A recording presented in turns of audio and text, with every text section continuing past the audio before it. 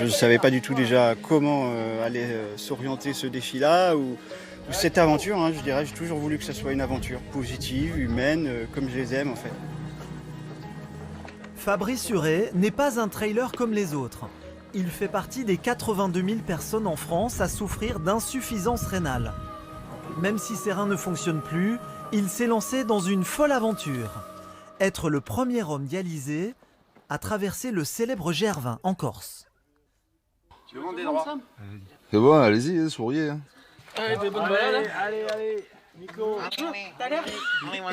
Pas trop fort, hein? Non. Allez, vite. Allez, go. Ils sont 17 à accompagner Fabrice. Le Breton souffre du syndrome d'Alport, ses reins ne fonctionnent pas, il est malentendant et a déjà été opéré des yeux. Un handicap qui ne l'empêche pas d'avancer, comme les autres. Sur cette traversée de la Corse, Fabrice va devoir parcourir plus de 164 km et surtout gravir 12 000 mètres de dénivelé positif. Les étapes ont été programmées en fonction des dialyses qu'il doit effectuer tous les 2 jours. Jamais un dialysé n'a tenté ce périple. Moi, je me demande même s'il est dialysé en fait.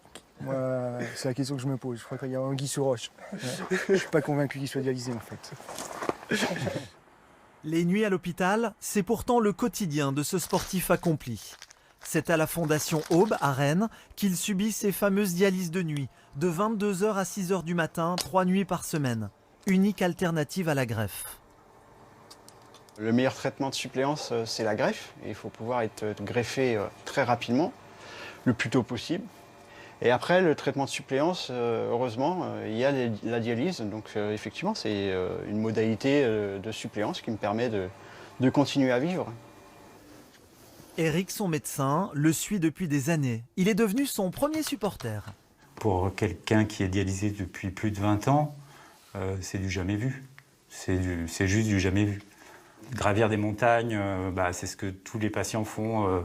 Même si les montagnes sont un peu moins hautes, tous les patients doivent apprendre à faire ça en fait. Donc c'est vraiment c'est un très très bel exemple. Retour sur le GR20. Après 2 jours de marche, Fabrice n'est pas au mieux. Les toxines se sont accumulées dans son sang. La dialyse est indispensable. Après une course, il faut être quand même concentré pour monter tout ça, quoi.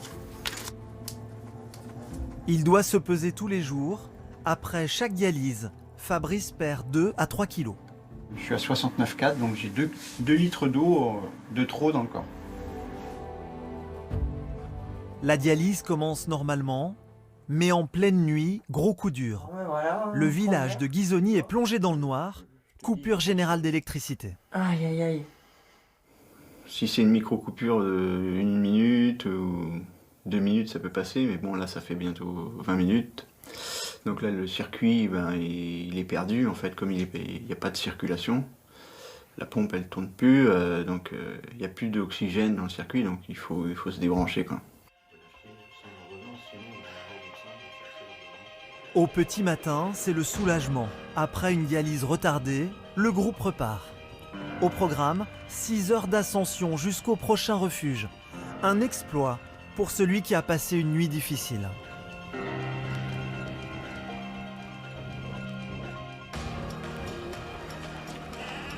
Bon, hein. Bon, ça, j'ai pas gagné ce matin à 8h. Super, bravo. Fabrice, c'est un mec en or, hein, forcément, un mec qui se plaint jamais. Et ce que je dis souvent, c'est qu'en fait, au fil des ans, on a tendance à oublier sa maladie, à oublier son handicap. C'est qu'il se fond dans la masse et puis il est comme nous, quoi. Après 4 jours d'efforts intenses, le champion commence à souffrir. Les amplitudes de température sur le GR20 sont importantes. Fabrice serre les dents et réalise la chance qu'il a, malgré la maladie. Je suis vraiment bien mentalement, mais j'ai une petite douleur au-dessus du genou. C'est plus une douleur musculaire, donc une pointe. J'ai du mal à descendre, parce qu'on a enchaîné les descentes. C'était des terrains hyper techniques. C'était juste hallucinant la journée. C'était vraiment plein d'émotions. On s'est réveillé, le temps était dégueulasse, on se demandait ce qu'on allait vraiment faire. Et puis Ça s'est levé, c'était juste magnifique, quoi.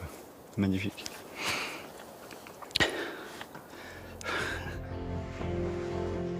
Le corps de Fabrice est pourtant en souffrance. À cause d'une douleur musculaire, il est en plein doute. Mais Fabrice Huret n'est pas du genre à baisser les bras.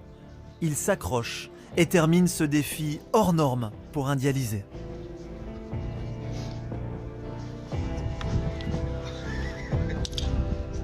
Marcher comme ça sur des crêtes en pleine montagne, c'est juste splendide. Même verser ma petite larme là-haut, en me disant que j'avais une chance inouïe de vivre ces instants-là.